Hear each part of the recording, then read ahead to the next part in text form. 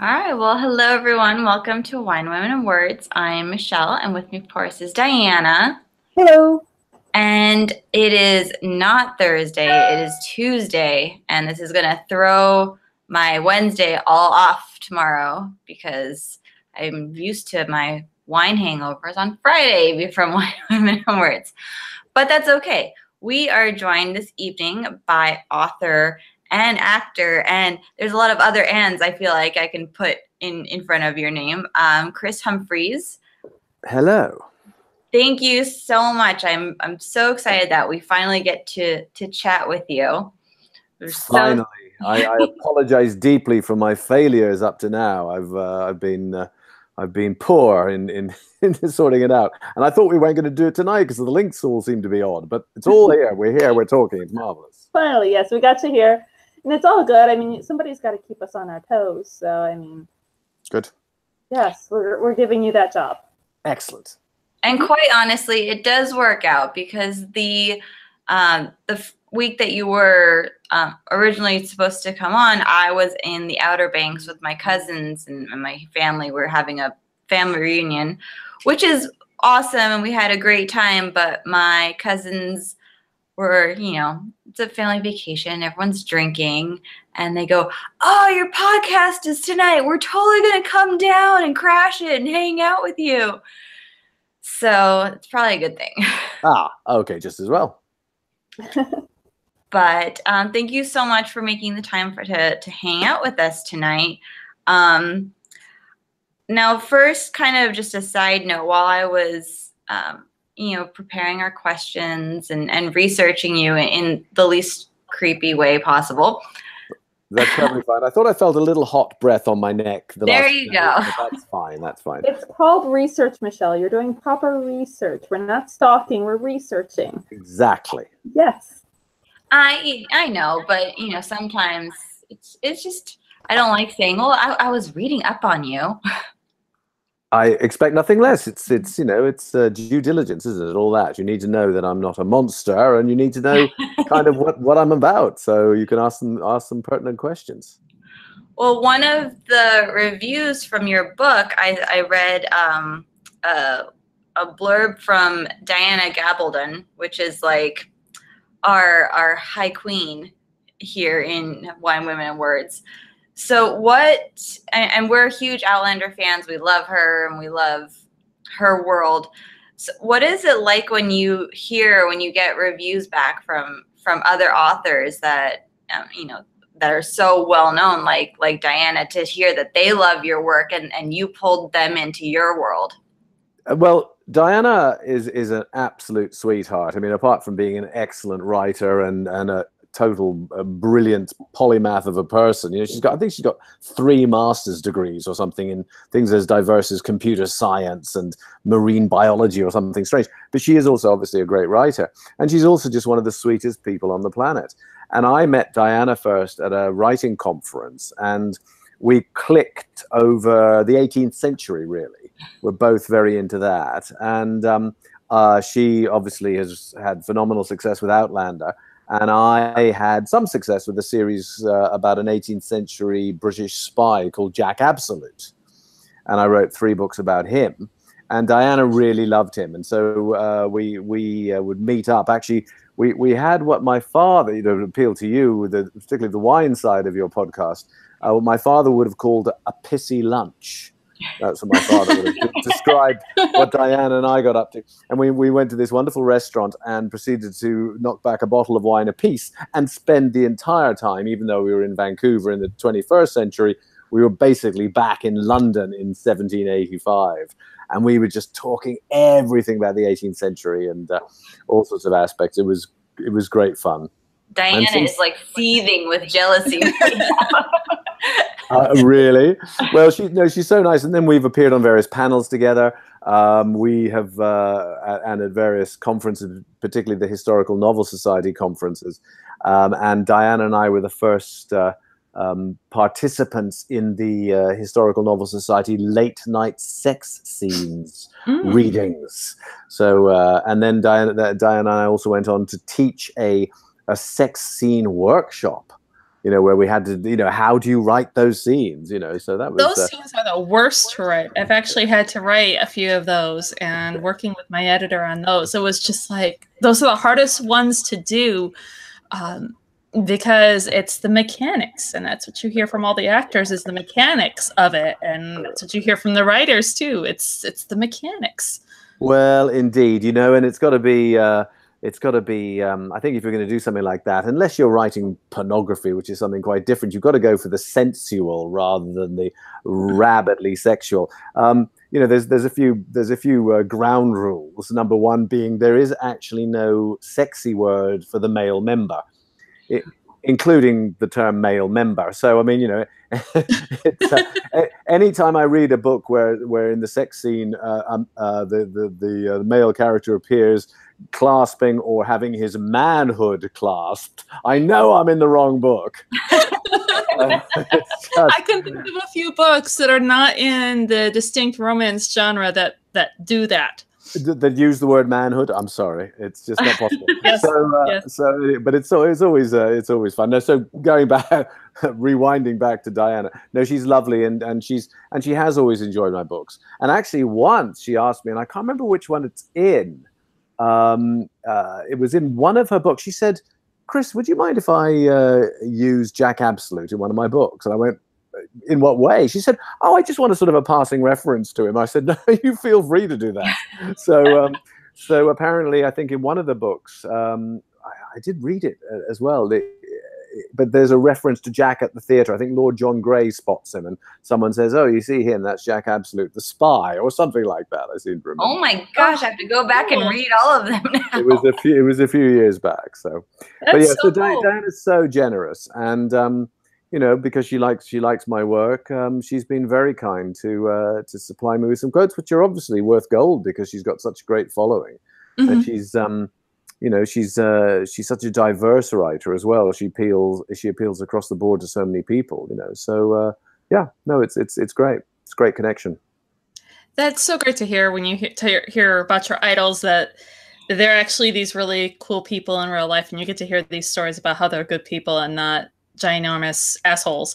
No, she helps so many people, Diana. She really is. So she's so kind-hearted, and she's so busy as well. So to take the time out and help us is great. That is fantastic. Well, we should pause the show for a moment, and we need to do our round robin of what everybody's drinking, Michelle. Ah. I know. I kind of jumped in and realized that I skipped that part. So, guess first. What are you drinking tonight, I'm actually Chris? on a very pleasant vodka and lime. That sounds very refreshing.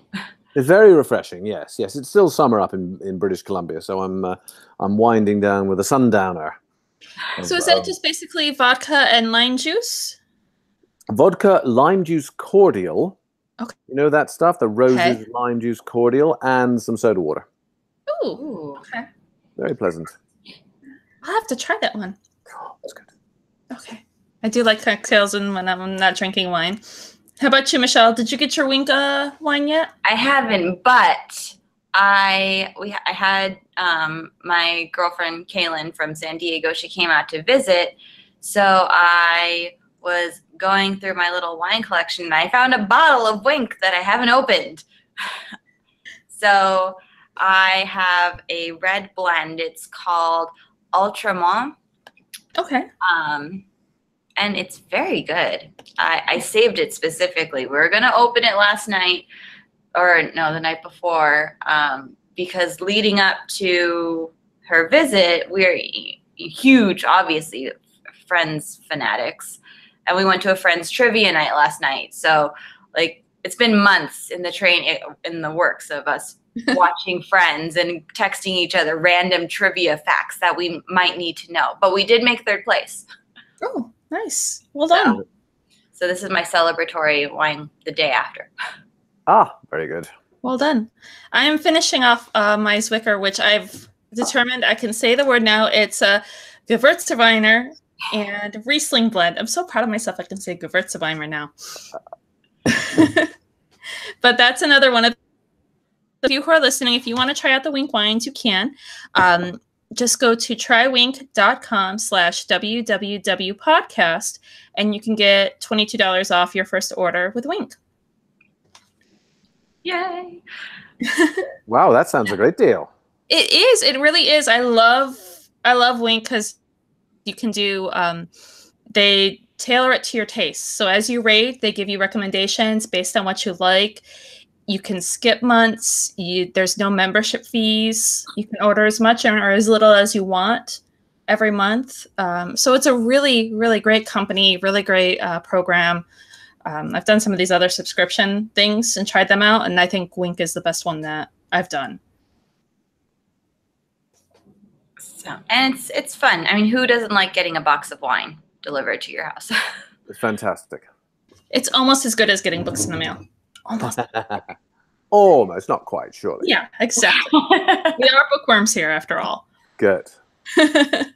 So, and while I was reading your biography on your website and read that acting is kind of a family business for you. Were you always as passionate about writing as you were about acting? It's always hard to look back and think, oh, I must have always wanted to be a writer, because it seems to be such a natural fit for who I am. I love doing it. And I did write a bit through my teens and stuff, but really not very much. My father was a bit of a writer as well. He wrote some radio plays and stuff, but not much more than that. My grandfather on my mother's side, my mother's dad she was Norwegian. He was a Norwegian writer. He produced quite a lot of stuff, actually, mainly non-fiction and some plays. So I had this desire to be one, but like a lot of people, I was blocked by the idea that I had to be really good straight away. And so I wrote a lot of stuff, and I started keeping very detailed journals of my my acting life and my love life and all sorts of things from about my mid-20s. And they were quite elaborate and quite sort of literary in some ways. I didn't just say, went to the shops today, saw Dave. I actually sort of went into an examination of my tortured psyche and all that. So that's what I did for years. And then I kept starting things, a short story here or a bit of a play, but I didn't understand the process. And this is something I'm quite big on now. I actually teach it a lot because I like to convey the idea that writing is a process as opposed to this thing that just happens. And it has several different stages. And I didn't understand that. And so I kept, my early enthusiasm would carry me through the first part of the story that I understood, and then I would reach a sort of block, or a few hours in, I'd read back a bit, always fatal, I think, and think, it's not kind of as good as the guy I like to read or the woman I like to read, and so that would sap my confidence, and I'd bury it, and so I did that for years, but by the end of it, by the time I got to the point where I really felt I needed to write and actually saw something through to a completion of a project, I realized that I was standing on this box of words that I'd written. I'd written hundreds of thousands of words between the journals and all these scraps of things. And that's when I really started to think, no, what I've got to do is go through the process. And for me, a huge part of the initial process is not putting the words good or bad anywhere near what I'm writing. Mm-hmm. And once I learned that, it became a lot easier. Never easy. I was going to say writing's never easy. It can be, but you really have to almost trick your mind into it. You have to create all the conditions that you're going to be able to sow those seeds into that fertile ground, by being good to yourself and forgiving yourself and just, as I say, taking away the words good and bad from any part of the early process. In fact, I don't think they have any part in the process at any time. I think it's more important to consider what works or what doesn't work. I love that. I love that advice because so many of us get that into our heads and people don't start. I know a few people who are like, oh, I'd love to write, but nobody would want to read what I have to write. I know. because there's that lack of that self-confidence, because there's an automatic association of as good or bad that we put on ourselves. And I think we ourselves are our own hardest critics when it comes down to anything that we create. It's that. It's definitely that. But it's also, you know, writing is so personal. Mm-hmm. You think, you know, what am I going to reveal about myself? You know, when I teach kids, which I do sometimes, or high school kids or whatever, I'm always saying one of my golden rules is don't show anyone your first draft. Mm-hmm. Because I don't believe in censorship. It's definitely self-censorship. And the idea that, you know, for the kids, you know, I say to them, look, you want to be able to write something that you're not going to be worried if your mother sees or not, because you're never going to see it, right? You're not going to show it to her. You can write what you want. You've got to free yourself to write what you want. Mm-hmm. And then that way, given that freedom, the stuff that will come out, you know, could be, well, it's going to be very personal, but it could be really interesting because it's personal. Hmm. And so, so you know, those are some of the early ground rules. That removing the idea that anyone's going to read this to start with, not until you've had a really good go at it and decided where your own boundaries lie, and in both in terms of taste and in terms of content. Mm-hmm. So now, have all of your books been historical fiction? No, not all. I've written 5 young adult novels as well, which are, I wrote a trilogy called the Runestone Saga, which was set in the present day, but involved time travel. Oh. Excuse me. So the people going back to their different periods. But a lot of the stuff took place in the present day. And then I wrote 2 books, The Hunt of the Unicorn and The Hunt of the Dragon, 2 books in the same series. It was about a New York girl called Alice Elaine, who gets summoned through the unicorn tapestries. And if anyone's ever seen those, ooh, the ones I visited them in France last year. You saw them? Yes, I saw them in person. Oh, aren't they amazing? Anyway, those are like the portal to this other world, and this unicorn called Moonspill summons her through. And she can go through because her ancestor actually wove a doorway into it. Her ancestor was the Weaver. Because no one knows who the Weaver actually was. So I can say, aha, the Weaver was this guy. So neat. And so she goes from present-day New York into this place called Goloth, the land of the fabulous beast, where all our myths live. And then she comes back at different times as well. So there's a contrast between present-day Manhattan and this medieval world full of magical animals, actually. I now feel like I got ripped off at the museum because I did not find a doorway. Well, but you're probably not the descendant of the Weaver, so that's part of the key. I guess not. Yeah, and you didn't have a unicorn on the other side going, come on. Yeah, most likely not for that either. He must have been off that day. He must have. He didn't get the memo that I was there visiting. Oh, well, there you are. But aside from that, no. I mean, I've written because I started out as a playwright, and so I wrote. So my first play was present day, and in fact, two of my 4 plays are present day. And I've written some short stories that are present day. I'm curious to hear what your take is on writing a play or a screenplay versus a novel. Well, I started with plays because I felt they were, I mean, it's a world I knew quite well, being an actor. I'd acted in a lot of theater. And also, sort of metaphorically, the novel was like a mountain to climb, whereas a play was a hill. You know, it was more limited in form. It could be accomplished quickly, more quickly anyway, or a little more quickly. And it's also you set out with the idea that you were writing for other people. You know, it's a collaborative art, so you're going to be working with other people. You know, you're creating a blueprint, as you do with screenplays, really, for other people to take it on and interpret and do all that sort of stuff. So it was a world I was more comfortable with. I mean, it actually doesn't mean in some ways that it's any easier than writing a novel. It's just shorter, usually. You know, the challenges you face writing a play are different often, though there are some similarities. But it's a novel, I suppose, because of the time involved. Usually, it just has that sort of greater sense of oh my God, I've got to climb this mountain. You know. But they're both, you know. I mean, I enjoy both. I hadn't written a play for many years, and then I adapted one of my novels, Shakespeare's Rebel, into a play, and it got picked up actually by the big Shakespeare Festival up in Vancouver and got put on there, a festival called Bard on the Beach. So it was the first time they'd ever done a premiere, actually.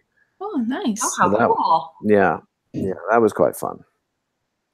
And your newest book, Chasing the Wind, came out in June, right? June or July. So, and that one spans a lot of historical events. I mean, it spans the Spanish Civil War, Hitler's Olympics, and the Hindenburg. And then there's art history thrown in. And did you know when you started that it was going to span all these events? Like, were you prepared for that? Well, you know, it's kind of hard sometimes looking back to remember where all the different moments came in. You know what it's like as a writer. You sort of, this happens and then this happens and then this happens. And I'm not one of those writers who tends to plan out a huge amount beforehand. It's not that I start with no idea where I'm going, but I don't have I don't have it all fully mapped out. I was pretty sure I wanted to cover. You know what I do when I teach this stuff? I talk about how it's like an alphabet. The whole story is like an alphabet, and I'll know A because that's where I'm beginning, and I might know D, you know, the event that happens 20 pages in, and I might know F and M and T, and I'll often know Z, but Z always changes, and so I work my way, but I won't know those letters in between. I work my way between them, allowing. Because my idea of the first draft is really to find out who the characters are. So I allow the characters to lead me and show me who they are by what they do. And then, you know, it's one of those sort of, one of my favorite words is oscillation. I sort of oscillate between the need of the plot to drive along and the need of the character to do this certain thing. So, and those things going back and forth kind of write the story. So did I know about all that? Well, I certainly hadn't researched it all. I knew of those as big events. And I knew I'm fascinated by, well, I mean, all history really, but the 1930s are particularly interesting to me, I think. So I think I had the ones you mentioned, Spanish Civil War in Africa, and then Spanish Civil War, Hitler Olympics. The arts heist came later. The Hindenburg was there. I kind of thought it'd be cool to, once I realized that people actually survived, because so many people think, you know, everyone died on the Hindenburg, right? It's this, I mean, I certainly did. And most people actually survived, which is strange. So once I realized someone survived, I thought, well, maybe I can put someone on there who I might want to live. I'm not saying they do, but I might want them to. But the possibility is there. The possibility is there. Yes, yes. So being a fellow historical fiction writer and history nerd, I've got to ask what goes into your research for your novels. Well, I mean, they start in the same way and then they vary depending on circumstance. When I wrote my very first novel, The French Executioner, which was about the man who killed Anne Boleyn and what happened next, basically. It's a wild, wild story. People still love it. It's been optioned twice for a film, but never got made yet. What I did was I had the idea, and then it took me 6 years to actually sit down and start writing it, partly because I was delaying because there's this mountain. Partly I thought, oh no, it's a novel. I can just about handle a play now, but a novel is too big. And partly because I thought, well, I obviously have to know absolutely everything, because there's going to be this panel of critics out there who are going to pick me up on all the details I get wrong. So I must know everything. And you know, I mean, if you're a fellow historical fiction writer, you'll understand this perfectly. Research can be procrastination, right? And so I researched for 6 years, basically delaying the necessity to write it. But in that time, I did do a ton of research, and I thought, well, you know, if ever I write that novel, which I probably won't, but if I do, I'm going to put into it everything I love. So A Battle at Sea Between Slave Galleys, of course. So I pick up a book on that and read that. And oh, I need a black mass in an archbishop's dungeon. Oh, there's a whole book about that, you know. And so I read all that stuff. And by the time I came to actually sit down and write the book, having found another book which was about mercenaries in the 16th century and was kind of the one, I was living back in England at the time, and I was with my wife up in a remote cottage in the English countryside. And I was 20 pages into this book, and I went, you know, I think I've got to write that book now. And my wife went, it's about bloody time. And so I started writing it, and then because I'd had all this stuff in my head, it came really fast. But I did discover, which maybe you discovered the first time out, that 80% of what I researched was completely useless. That's not quite right. It wasn't useless, but it wasn't necessary. So now what I do, which is really answering your question, I start with an idea.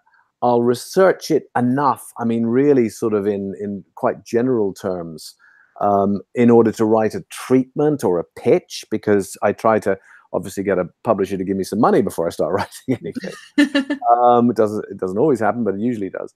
And then I spend about 2 to 3 months sitting in my armchair reading books.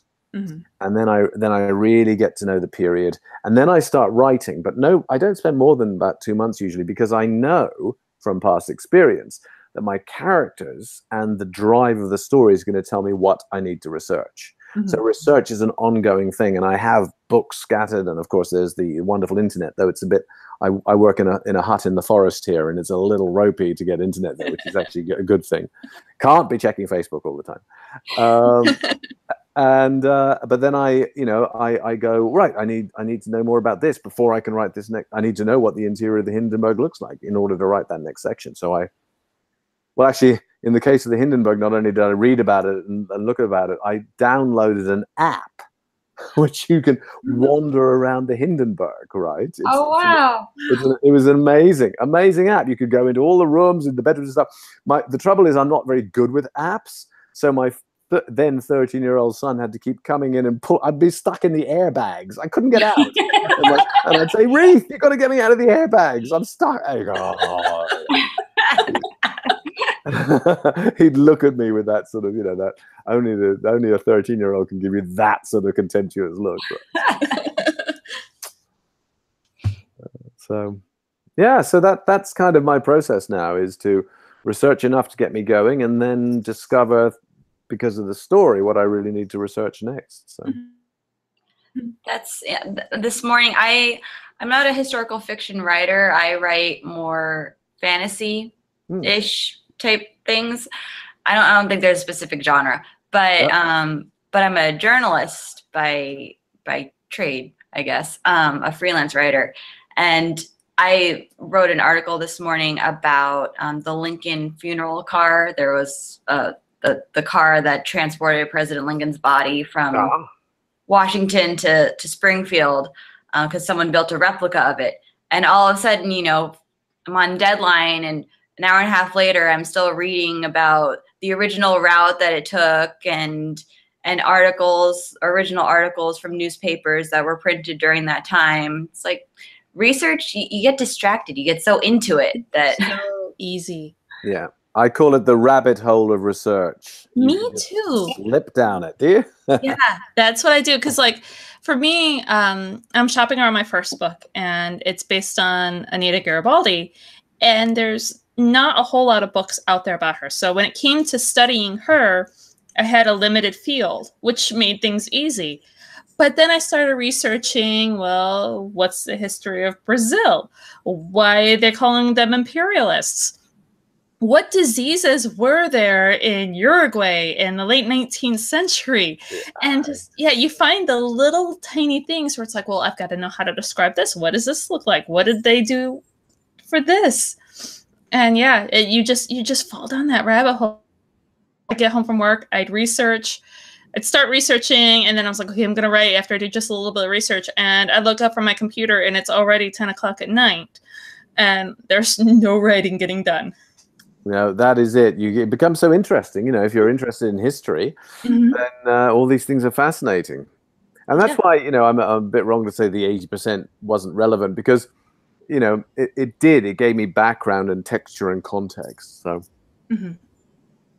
And I do have to say, so I trying very hard not to buy new books until I finish reading the ones that I have, because I have like a bookshelf of books I haven't read yet.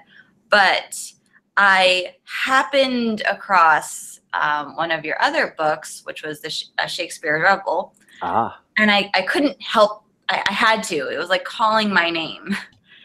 But I sent Diana an entire, like, I sat there and text word for word an entire dialogue that you wrote. Oh, which one? It was at the very beginning when they were on the ship and getting ready to. Wait, we posted that on Instagram. We did. It was like a whole.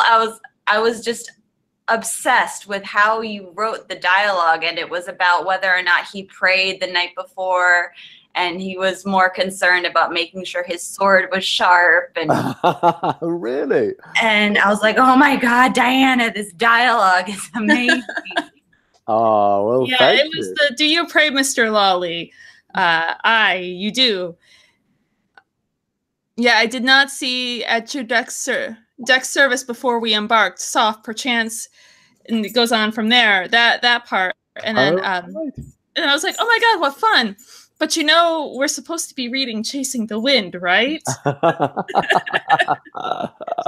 know, but I couldn't help myself. You see, I had to go to Instagram to look up our text conversation that I posted, because she and I we text way too much. Ah, well. Yeah. Well, I have to say that I mean, I love all my books that my children write, but Shakespeare's Rebel is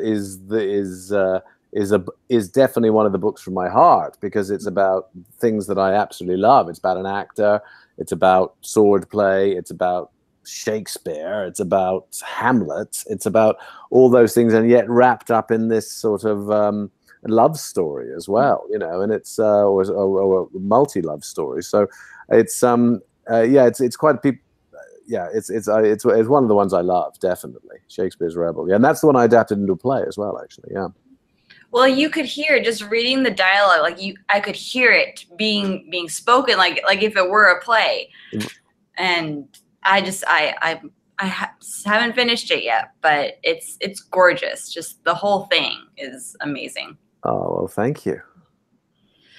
So I do believe we are just about at our time this evening, but we didn't talk about Roxy enough.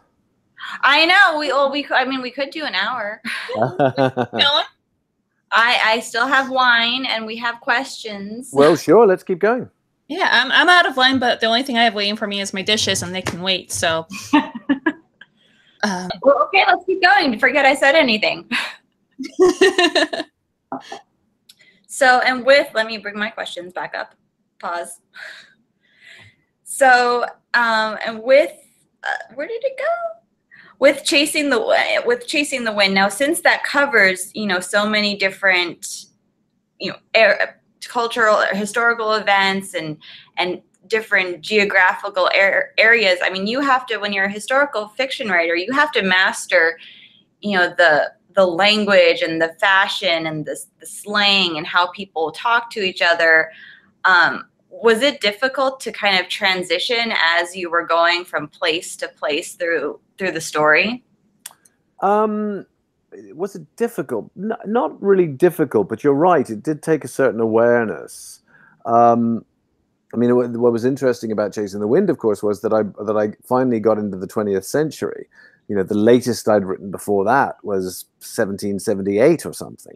And when you're writing that far back, particularly dialogue becomes, you know, a bit of a game, because you're not absolutely replicating how they spoke, but you're trying to give a flavor of it.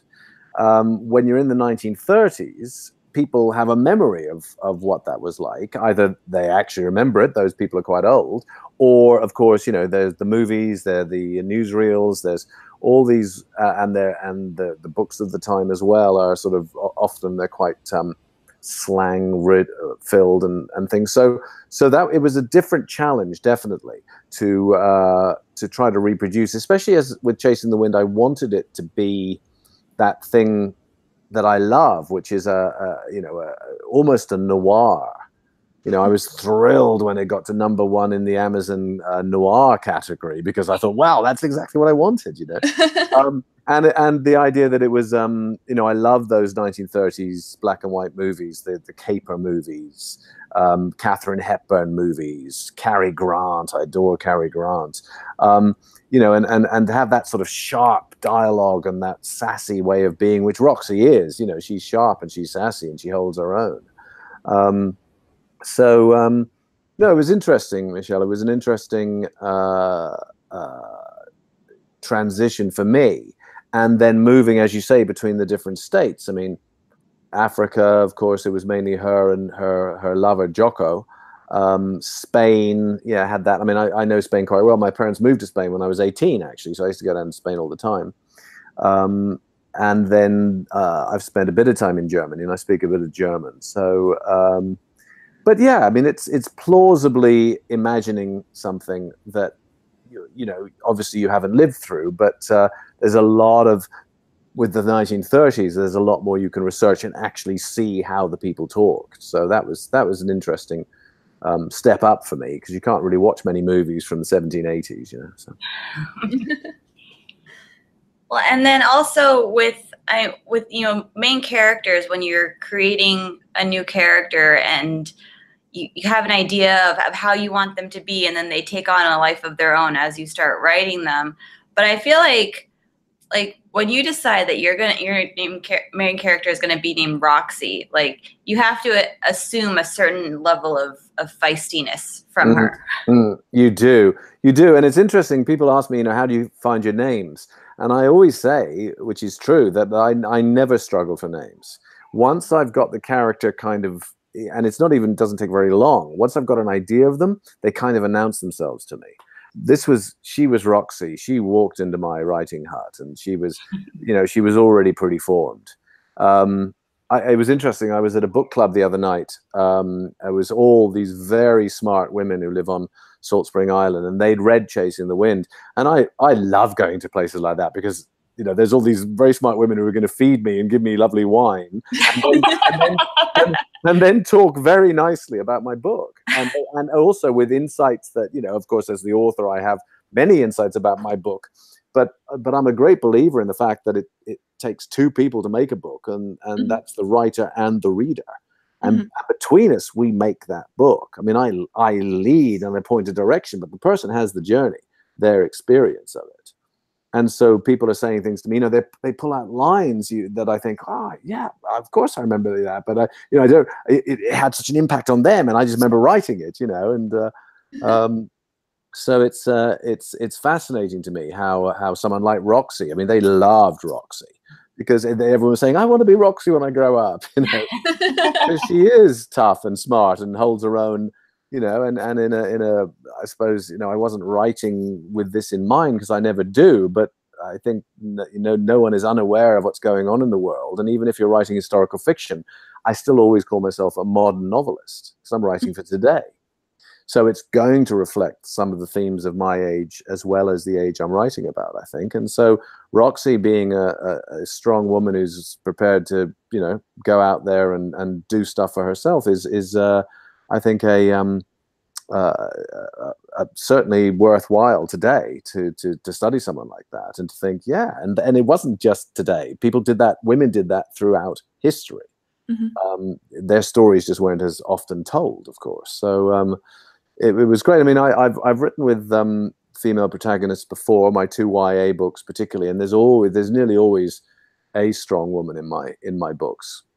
But Roxy was the first sort of more modern protagonist, where she ran the show, and she was great fun to spend time with. That unrepentant smoker, loves tobacco, right? loves it. Half the charm of her lover is the fact that he rolls a mighty fine cigarette. And I love that you touched on the strong women back then, because I mean, you look at the 1920s and the 1930s, there were a lot of female pilots that Absolutely.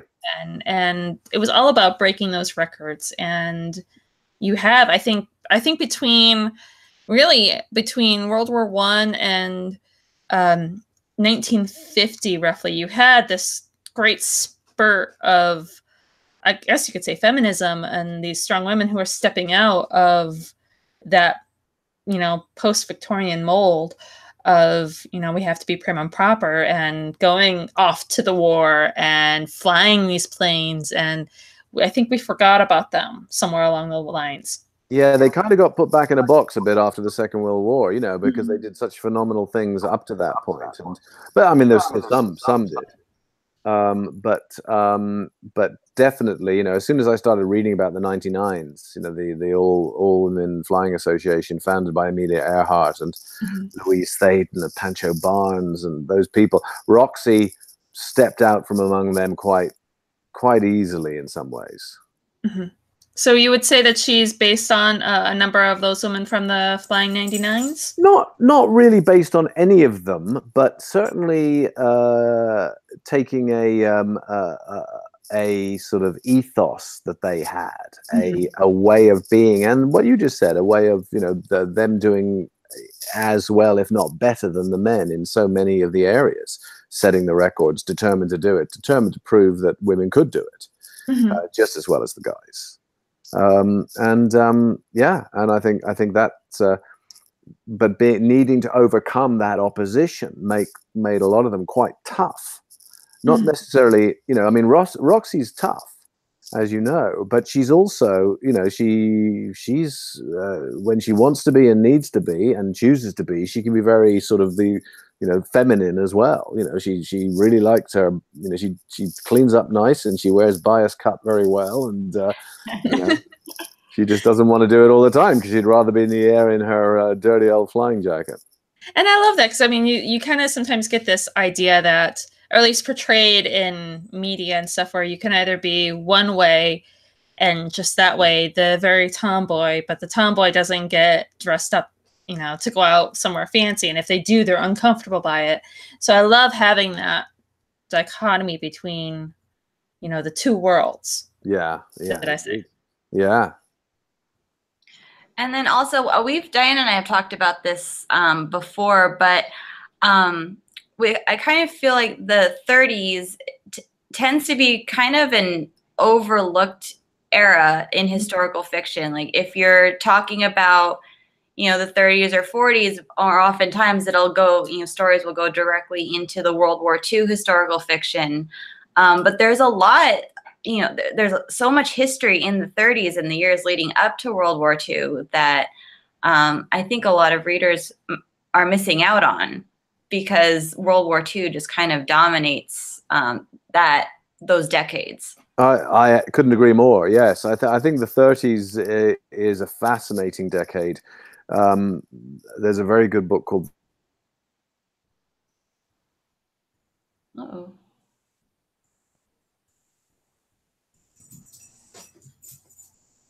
Diana, are you there? I'm here. Uh-oh. Yeah, he froze. No. Well, hopefully go on, please. Anytime now. For those of you who are watching, don't worry. We'll have this all cleaned up for audio. So go check out our audio on iTunes, Spotify, wherever you get your podcasts. If you don't get podcasts yet, feel free to get it. You can subscribe to Wine, Women, and Words. This is what happens when you go live. Oh, the joys of life. Don't worry. I'll clean up and post. It's all right. I've always wanted to say that. I'll clean it up and post. Come back. Come back.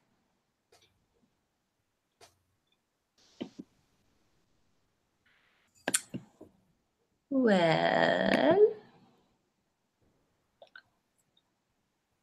I know. We were getting into such a great discussion about Roxy. I know.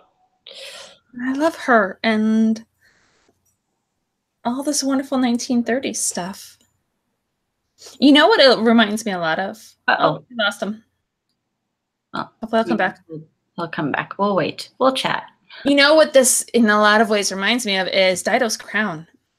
Yeah, that's actually what I was, and I keep thinking of Dido's Crown, and then if we're talking movies, for some reason it has nothing to do with flying or anything like that, but it makes me think of the Maltese Falcon. Like, yes, I was thinking the same thing. I mean, you've got the mystery and you've got the heist aspect of it, and then the main female character who's super, like, you know, like snappy and sassy and like, I don't need a man to save me. Well, Katharine Hepburn was very much like that. I've got a Filmstruck subscription, and I have been catching up on all of those old films I have not seen in a long time or have not seen yet. And there's, you know, Katharine Hepburn in Philadelphia Story. You know, some really, you know, she feels very Katharine Hepburn-esque. Yeah, definitely. That's, yeah, I'm definitely getting a Sam Spade, and I can't remember Katharine Hepburn's name in Maltese Falcon, but maybe Chris will know. Was she in Maltese Falcon? Was she? No, I'm sorry, not Katharine Hepburn. Lauren Bacall. Yes, okay, there you go. I was like, wait a minute, I don't recall that. Sorry, wrong actress. Yeah. Bogey's wife. Whoop. There he is. Hold, please. Hello. Anyways, guys.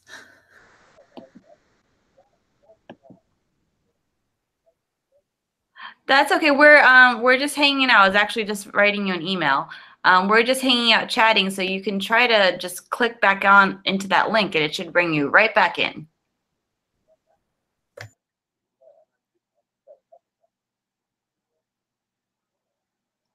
Technology is not our friend today.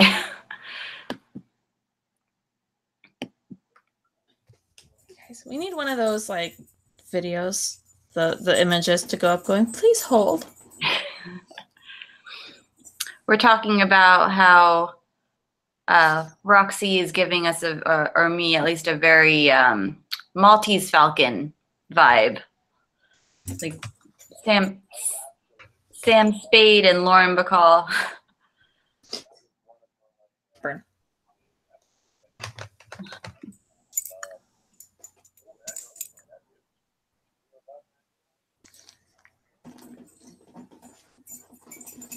Yeah. So oh, yay! Yay! Wow, well, that's good. Okay, I can hang up the phone now. Okay. Right. Sorry about that. I don't know what happened there. That's okay. And I was in mid-rant about the 1930s, because you had asked the question, I don't know how far I got in my rant, but about how the 30s was this amazing decade. And you were just starting the rant, so go ahead and pick it up, because we'll clean it all up and post in the audio. Ah, right, good. Well, I think I was just talking, I mean, Michelle had talked about how, you know, she felt that the 30s were kind of underrated, overwhelmed by what followed. But as I said, I think, well, I'll say again, there's a great book called The Dark Valley, which that's how the 30s were regarded, the Dark Valley, because they really were that leading down to the cataclysm. But all the elements, you know, obviously the rise of fascism, the rise of communism, the depression, you know, which is where Chasing the Wind begins, of course, with the great crash, actually, and Roxy's father losing everything, and so she losing everything and having to fight her way out of that. But it was a phenomenal time. I mean, and I think you're right. I think it doesn't probably get as big a look in. But I've been fascinated by it for a long time, actually. I've always very interested. I had a you know, formative Hemingway period, and so I was, you know, read For Whom the Bell Tolls, and that was it. And then I read everything, and then, as I said, my parents moved to Spain, so I was down there a lot. The Spanish Civil War has always interested me, and you know, I'm quite old, and so my parents had me late, so my parents would tell stories of the 30s as well, and they had a fascinating time. You know, obviously, and that carried on into the war, because which is the story I'm desperate to write, and in some form. In fact, I'm thinking of ways to do it now, but because my dad was an RAF fighter pilot, and my mom was a spy. Oh wow. Wow, really? Yeah, I know. And so that's something I'm determined to write. I mean, again, that'll be Second World War stuff, but the lead up to it and how they got to that sort of hopping off point. Well, for my mother, it was fairly clear the Germans invaded her country, so she kind of had to deal with that. But yes, it's so I really do feel that, and this is what I want to explore, that they were so shaped by experiences, particularly in the 30s, that it's I'm very interested in everything that was going on then, because that's what led to them, which I suppose led to me in the end. So. Well, your family is like a historical fiction novel waiting to be written. I know. I've got to find a way of doing it. I think it's so it's obviously we're all interested in our families, but they did some dramatic stuff, those two. So. And then just before, while you were frozen and we were hoping you would come back, we were talking about how we kept getting a Maltese Falcon vibe. That was the image that kept popping up, was Sam Spade, and I can't remember Lauren Bacall's character's name, but that was like with the witty banter between the two of them. That's the vibe that keeps coming up with Chasing the Wind. I'm glad you've got that reference, because I love them. I love those sort of movies. The Maltese Falcon is one of them. I like that, definitely that noirish touch to it. In fact, the character of the sort of nemesis, Sidney Munro, he is really based. I called him Sidney because he's based on Sidney Longstreet, the actor who was the fat man in the Maltese Falcon, and he was also in Casablanca. That is exactly right. I was just about to say, yes, he was the big guy in that. So there was that's why I called him Sidney. There was an element of that. I wanted maybe people to subtly pick up that idea that there he was, this huge guy, overwhelming guy. Between him and Hermann Goering, she calls him Tweedledum and Tweedledee. Well, I had a comment, and it just I started thinking about Casablanca now, and then I got sidetracked. Right. Casablanca, yes. Well, I love old movies. That was really my first introduction to movies in general. My grandmother was a big old time movie buff, so we watch all of those movies together. And then I recently got a subscription to Filmstruck, which is a streaming service that has for Time Warner classic movies. So I will spend hours just going through watching some of the most obscure old movies, and like they have like the classics that I haven't seen in a long time, like the Maltese Falcon. So I recently watched that, so that's fresh in my memory. Or I watched Arsenic and Old Lace recently. I love that one. Is it? Sorry, it's called Filmstruck, is it? It's a streaming service? I'm going to get that. Oh, you got to get that. It's like $7, and it's better than Netflix. Wow. They have everything. It's so great. Have they got a movie? Have you seen a movie on it called The Razor's Edge? No, but I'll have to go look it up now. With Tyrone Power, based on a Somerset Maugham novel, and a very formative for many people Somerset Maugham novel, a sort of real quest of a man trying to figure out, after the war, what life is really about. It's a wonderful book. It's a wonderful film. And he journeys all over the world doing all these different things. He ends up at the top of the Himalayas, with this Indian guru, to try to give him some sort of enlightenment. And my grandfather played the Indian guru. Oh, neat. Cecil Humphreys, his name was. Yeah. Okay. We'll have to look that one up now. It's a really good film, actually. It's it's a really, really sharp film. Yeah. Oh, I remembered what I was going to say. We were talking about the nemesis, Sidney, and how I was thinking about how, with villains, like you really have to get the perfect villain name. Like the villain name has to encompass, it has to like just ooze evil. That's right. Yeah, I think Sidney Munro has that sort of touch about him. It was Sidney Greenstreet, not Longstreet, of course, the actor, Sidney Greenstreet. Yeah. Yeah, you're right. You're right. You do need you need good villain names, definitely. Yeah, not just good villain names. I mean, you get a good villain that you could get behind. I personally have a weird love affair for villains. I prefer them over the heroes. Michelle and I have discussed this, and we know that there's something wrong with me internally. Yes, well, fair enough. Yeah, but I think the thing is that the villains always have the better story background. They can do. They can do. You've got to be. I think. Yeah. Yeah. You guys haven't read my book about the real Dracula, have you? No, not yet. I Well, mean, if you're into that sort of character, you probably need to meet my boy Vlad. I will have to. I mean, we're just entering into the world of Chris Humphreys. Oh well. I mean, we're going to have to read like all of your books now. Oh well. My wife would probably say, "Poor you." Yes, because a lot of people have said to her, "You're married to him." And when you read Vlad, you'll understand exactly why. I think partners or spouses of writers, there's a special place for them because they have to deal with all of our quirks and our obsessions, and may not always appreciate when you come off of a writing high and you nailed a scene that you've been writing and you're all excited about it, and they're just like, okay. Yes. Real life. I know. It is a little hard for them, for sure. Yeah. Yeah, I always try to appreciate him when I go on my writing binges and he comes home and there's like no dishes done, and he's like, "Babe, I need laundry for the week, please." just pause the book.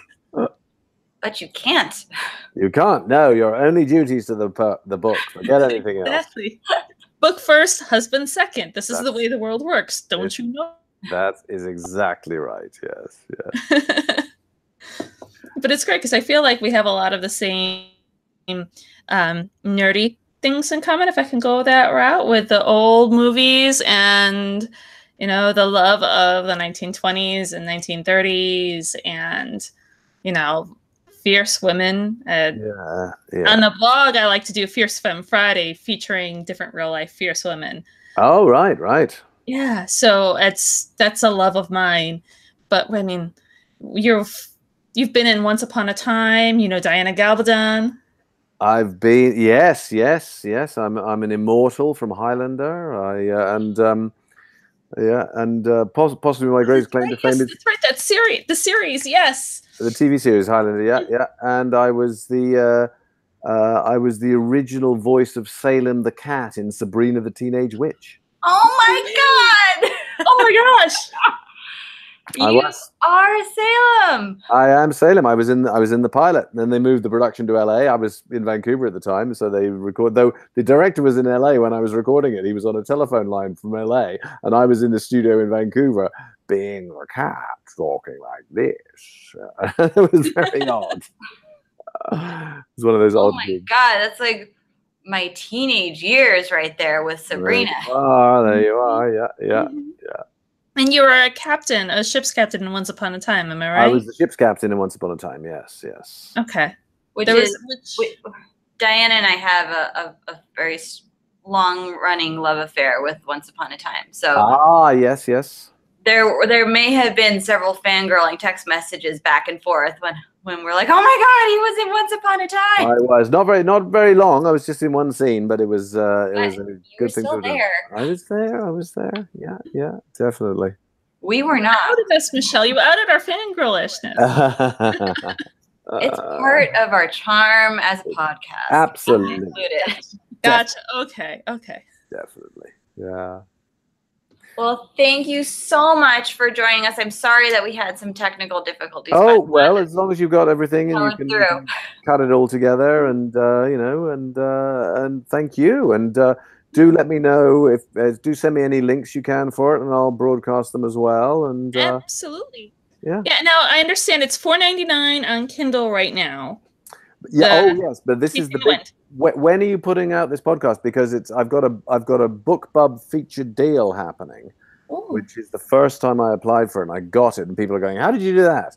Anyway, so it's going out for 5 days. It's going to be actually for 7 days. It's going to be 99 cents only from September the 9th. to the 16th. Okay, that is fantastic. I was actually going to have it ready audio-wise by tomorrow. Oh well, brilliant. So if you let them know at the so moment, it's $4.99 now, so people obviously can jump in and buy it there, and I'll be much happier. But but yes, it's from the 9th on, it's going to be for 7 days. It's going to be 99 cents. I had an amazing Kindle countdown recently where I sold 1,500 copies in 5 days. So that was good. So I'm hoping the BookBub does more. Yeah, absolutely. And send us a link for the BookBub, and we'll share that to all of our followers and stuff. Because I know we always like to share the sales and deals on the books that we feature here on the podcast. Great, I will do. Okay. Yeah. Well, listen, great talking with you. I hope you enjoy Vancouver, and I hope I might hit you up for some advice on where to go in Vancouver, because we have yet to decide. Yeah, feel free. And I hope to get to Chicago again someday, because I love that city. I was only there for a few days, but it's fun. It's been fun exploring. I did the Sky Deck today, which is the glass-bottomed balcony on top of the Willis Tower. Oh, yeah. Oh, great. So, well done. Did that this morning. Didn't have a heart attack. Very good. Very good. Off the list. Well, thank you for indulging me and listening to me ranting on about the 1930s and stuff. And I hope you do let me know when you've read some other of the books, and let me know what you think. Because as I say, I love to take the journey with a reader, right? That's absolutely. That's yeah. Yes, and we will have to have you back on again. Love to. Yes. All right. Thank you. All right. Thank you so much. Have a good night. Thank you, and you take care. Bye. Bye. Bye. Bye.